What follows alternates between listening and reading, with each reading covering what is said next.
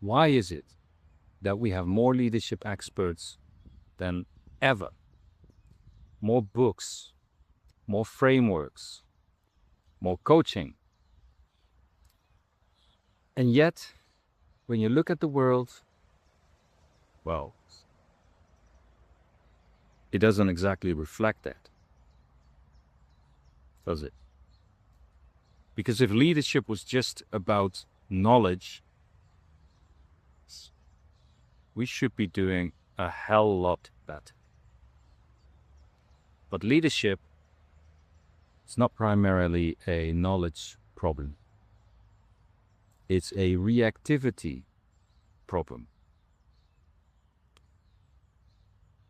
Look at what drives most decisions. Pressure, fear, wanting results, wanting approval, wanting to be right, wanting to win. That's usually the driver. Not clarity, not steadiness, not seeing things as they are. So you can know all the frameworks, you can understand communication, you can talk about psychological safety until the cows come home. But in the moment that matters, when there's pressure, when something real is at stake, you don't act from what you know. You act from what pulls you. And that's the gap. It's not between bad leaders and good leaders, but between knowing and being. Now look at it from a different angle. How do people become leaders?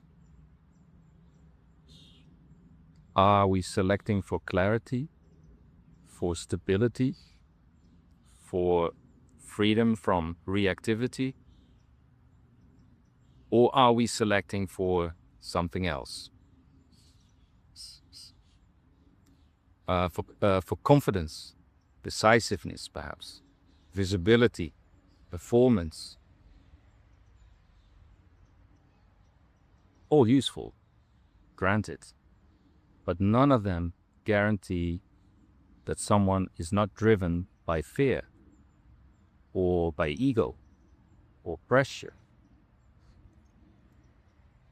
So you end up with people in positions of power who are still caught in the same patterns as everyone else,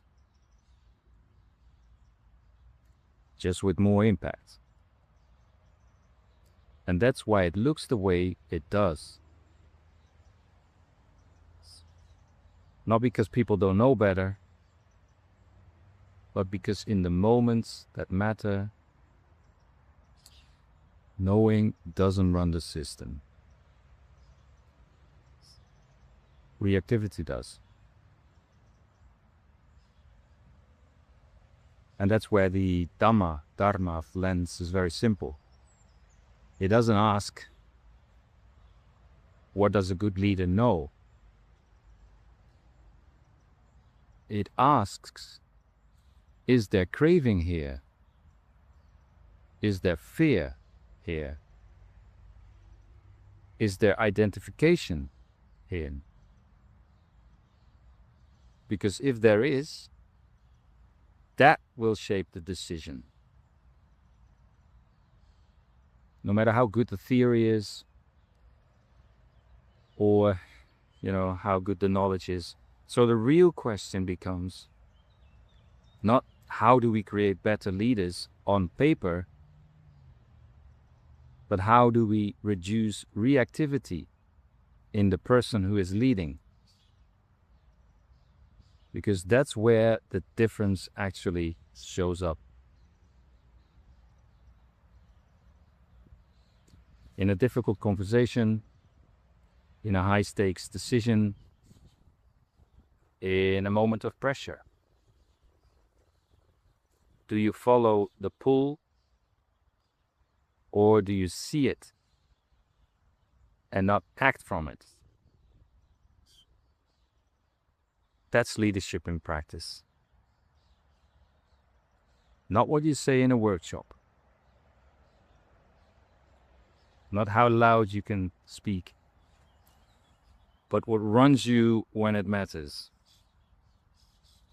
And if you look at it that way, the gap starts to make sense. Same world, completely different experience.